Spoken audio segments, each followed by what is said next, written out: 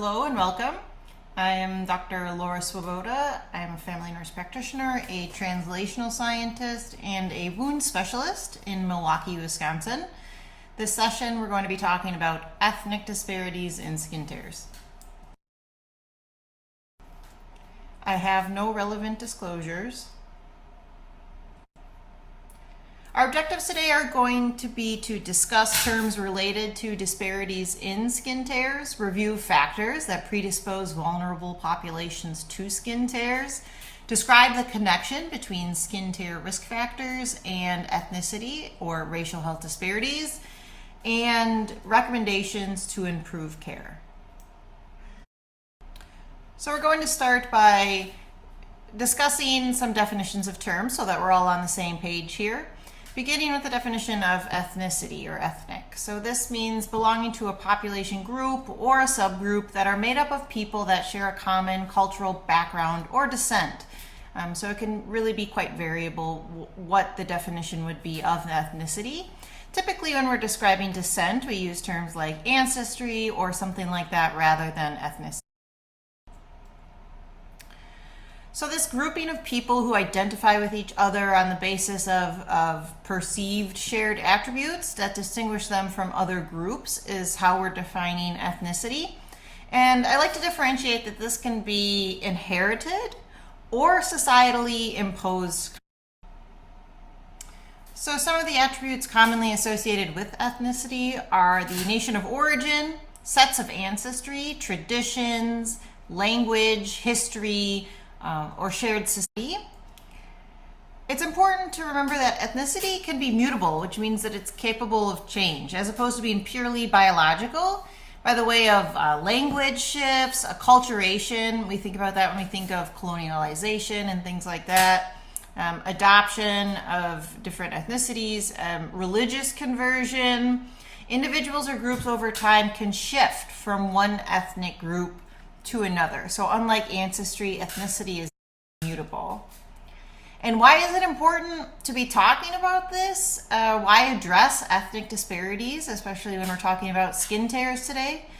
Skin tears have been linked to hospitalization, right? A very costly complication. They're associated with extended length of stay. They have additional increased healthcare expenses, provider and nursing care, medications and all the adverse effects that can be associated with the medications we might be giving people, the supplies to dress these skin tears, and any advanced therapies that they might need. So if we're looking solely at a cost perspective, well, this is an extremely costly issue, a very common issue. So we want to be talking about it in that regard, but also from a moral standpoint, from a scientific standpoint, we think of these disparities, these health disparities, they're considered preventable differences in the burden of disease or opportunities that are experienced by disadvantaged populations. So in that they're preventable, we have kind of a moral calling to be doing something to address them, to further research, what we can do to prevent them, to try and mitigate any of the reasons that these disparate interventions or outcomes are happening. There are a lot of sources of disparities in general, but especially when we're talking about healthcare, they can be from social causes, environmental reasons, and that can mean the specific, chemical environment all the way to our access to care and how our road structure is set up, our access to healthcare facilities, that type of a thing. We can have a physiologic source of disparity. So when we get into, like epigenetics and the biological basis for historical trauma and things like that. And then institutional sources. So how can our institutional and our systems level provision of healthcare potentiate these disparities, and what can we do to prevent that from happening, right? And digging into it, so today I'm going to focus on the science of it. And when we're looking at literature reviews specifically for this topic, here you can see my mesh terms, skin tear and disparities, and we have 0 results from that search. And yes, I've tried it with a space in between. You can try disparity with a Y. The point being that there is very, very little information available in peer-reviewed research on this topic.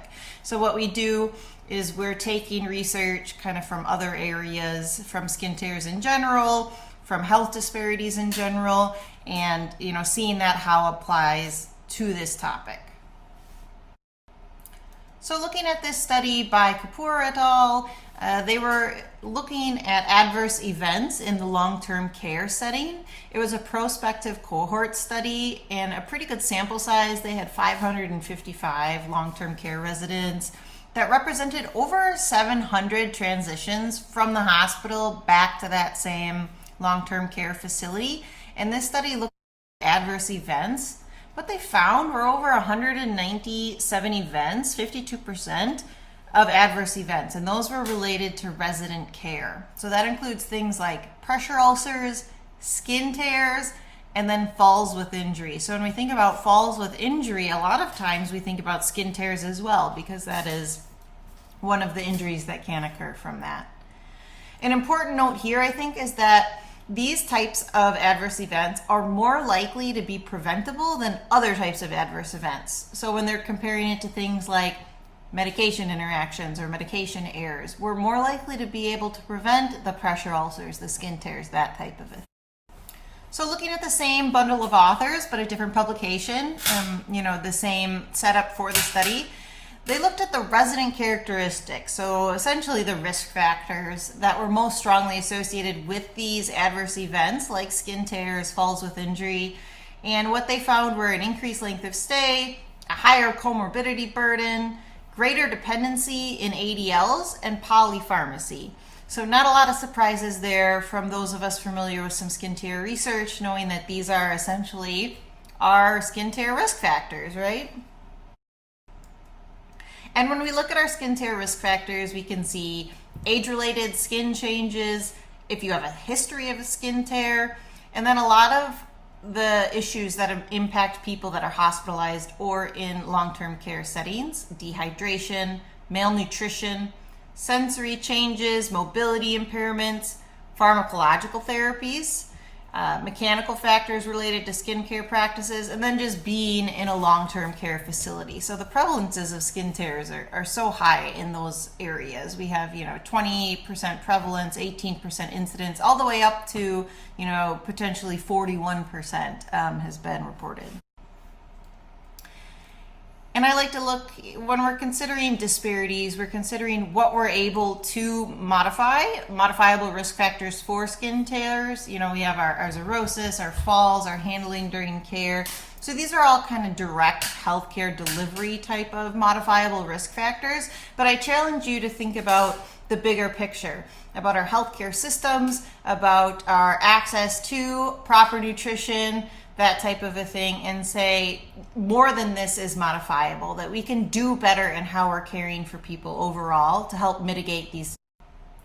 So now examining our skin across the lifespan and our healing potential, our risk of skin tears, we know that fetal healing up until a certain point is scarless, but then we have this increased risk of skin tears in newborns and preterm infants, so there's an increased risk at that age level.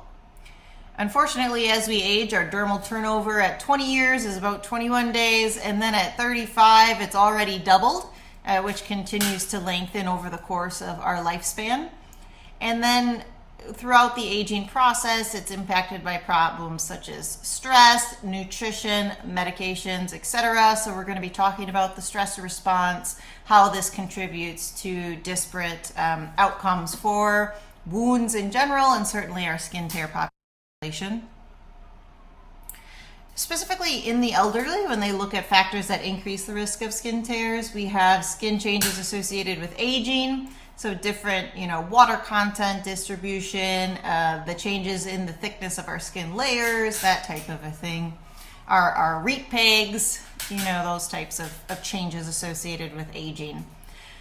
We're more likely to have a dependence on others for care as we age, more likely to have the presence of edema, a higher concurrent risk of pressure injury development, more likely to have cognitive impairment, and aggressive behavior.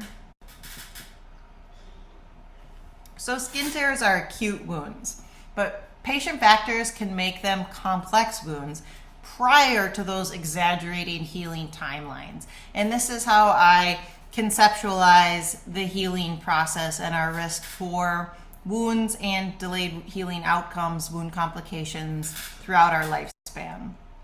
So when we look at aging and wounds, it's not that aging specifically is impacting wound care. It's just that as we age, we tend to accumulate comorbid disease states, psychosocial, social determinants of health issues, pharmaceuticals, so polypharmacy and the types of pharmaceuticals that we're taking as we age can be more impactful on our skin and healing. And then we also have our biophysical changes associated with aging. So we're accumulating these chronic diseases and pharmaceuticals that will impact our healing process. What we see is an increase in the conditions associated with the development of wounds as well as delayed wound healing. When we consider what skin tears are going to become complex wounds instead of resolving over the expected 2 to 3 week time period, we know that if we can deliver appropriate and preventative measures and treatment, that can prevent these skin tears from transitioning to complex wounds in a number of cases. There's always going to be outliers, but this is something where we're considering the delivery of care, access to health care. Knowing that this is a scientifically based statement can help us know that we can optimize our care delivery and make meaningful differences for our patients. So looking at access and the delivery of care disparities some more, we know that our environments can prohibit or promote access to specialized healthcare services. Some of the barriers that we see to accessing healthcare services include the high cost of care, and that goes hand in hand with inadequate insurance coverage. So if you live in a country like the US without universal health care, or if your universal health care is quite basic and you still require supplemental insurance, you may have inadequate insurance coverage and continue to delay or not seek health care, and then result in complications down the road from such. People that are underinsured in the US delay health care at a rate of 2 or 3 times more than people that are adequately insured. And that's just looking at people that have insurance, not people that are uninsured. There could also be the unavailability of services in a community. And we see this with wound care. We see this with almost every specialty, right? There's a shortage of all specialties in healthcare, in nursing, everybody. So dermatology, vascular services, wound services may not be available in that community. There also may be a lack of culturally competent care. So this, I think, brings to mind the distrust that can happen in government or healthcare systems because of some bad behavior in the past. So knowing, some of these ethnic and racial minority groups may be suspicious of seeking healthcare because they've been treated poorly in the past. So being as informed as you can be and trying your best to deliver culturally competent care, using the terms that those communities would like you to use to define them, can make a big difference in your patients feeling comfortable coming to see you, and then when they have issues, knowing that they will seek care. Transportation, I'm seeing as a huge issue in delivery of care disparities. So people may want to seek care, they may have insurance to seek care, but they don't have coverage for transportation to get where they need to be. And if they don't have family that's supportive, or their family is working, that type of a thing, or they don't live in the area, transportation to seek appropriate healthcare services is a big challenge and a source of disparate delivery of healthcare. In that continuation of the disparate care delivery and access issues, looking at Black and Hispanic populations, we know that in the US they have reduced access to outpatient dermatologic and wound care. One study found that 75% of counties with majority Black and Hispanic populations have 0 dermatologists.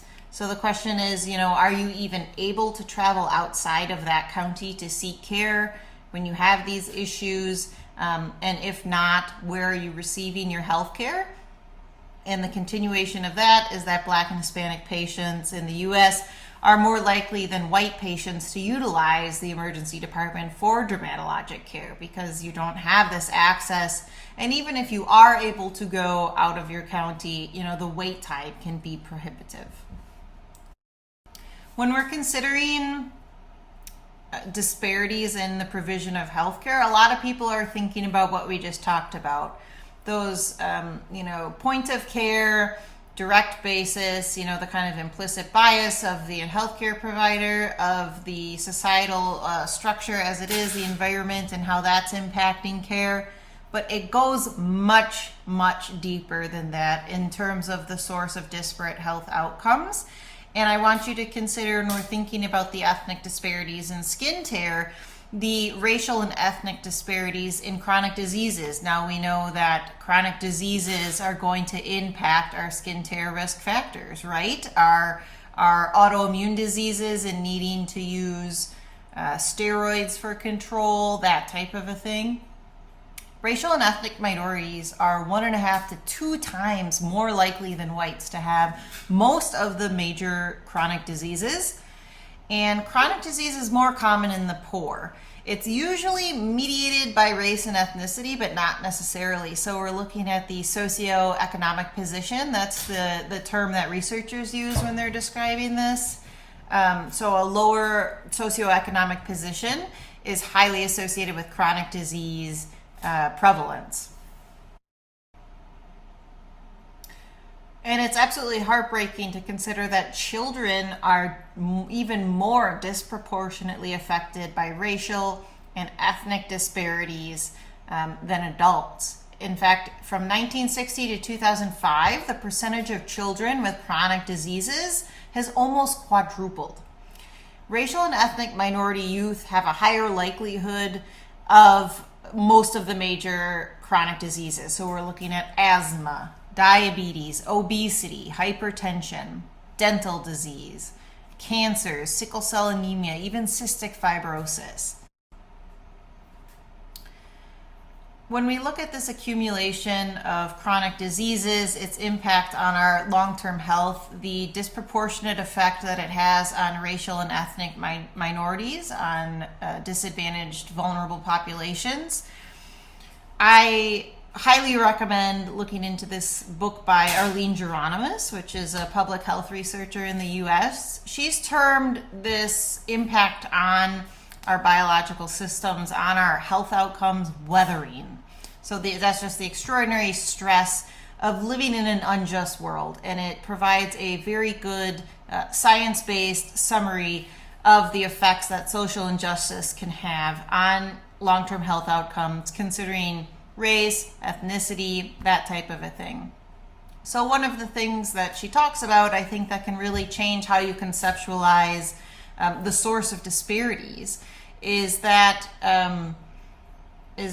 it can be incredibly stressful living in an unsupportive environment, and that stress translates into your health outcomes. So for example, in the US, socially mobile Hispanic immigrants actually have worse health outcomes than those that aren't. So we tend to think of poor health outcomes as being associated with low socioeconomic status, and that if you can have social mobility, economic mobility, make more money, you'll have better health outcomes. However, for that population, when you have a supportive community environment as opposed to living in a place where you're on edge, you may not have the same kind of trust in your neighbors, that type of a thing, you actually have worse health outcomes than if you weren't socially mobile. Another example are Black Americans that receive fewer health benefits at higher levels of socioeconomic status relative to whites. So when we look at, again, social mobility, socioeconomic status, if you're from a lower socioeconomic status, You then rise, you're socially mobile, you have a higher paying position, you gain access to health insurance, that type of a thing, or better health insurance. In white people, that's associated with a greater effect, a greater positive effect on their health outcomes, but we don't see that same thing happening in Black Americans. And part of that is due to our chronic exposure to stress. So living in a socially unjust environment, not just with racism, classism, that type of a thing, the stress of feeling unsafe. You're living in an unsafe environment. Your environment itself is probably less safe in terms of toxins, uncertainty, transportation. If you don't have a car, you're taking the bus is late. It takes 4 or 5 times as long to get to work. Your commute is much longer, that type of a thing. The social isolation that can occur. So when you have a lower socioeconomic position, you have a more chronic exposure to stress. It causes neurohormonal responses in our body. The stress response releases steroids, right? Cortisol. And we know that this is going to affect our skin over time. It's going to affect all of our health systems, our vascular system. It also affects gene transcription and regulation. So that's where we get into epigenetics. And that is a source of generational trauma.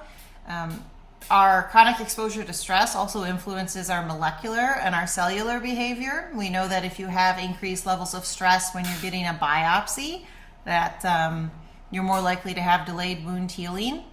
You also have risk-taking behavior, so you're more likely to, for example, smoke or drink alcohol and have the negative effects associated with that. And examining chronic disease and its effect on skin tears. So just as a case example, we have this 90-year-old female from an assisted living facility. These were from the door there, but you can see the accumulation of chronic diseases and how that's affected their skin status. Raynaud's, Sjogren's syndrome, adrenal insufficiency, and because of that, chronic steroid use and its impact on this tissue. And you can see this is a really good example of that paper-thin skin from chronic steroid use, autoimmune hepatitis, all of those chronic diseases, and how they've impacted the skin and the risk factors, and how if you're from an ethnic minority group, and you're exposed to, disparate, unjust treatment, that this is going to lead to the accumulation of chronic diseases and thus increase your risk. When you have increased levels of chronic disease, you're also going to be exposed to polypharmacy, right? You're going to be treating those chronic diseases. So polypharmacy is a known risk factor for skin tears, and that is because it affects the dermis, right? We have our steroids are big ones, but there are many other anticoagulants, for example, that are going to affect our skin.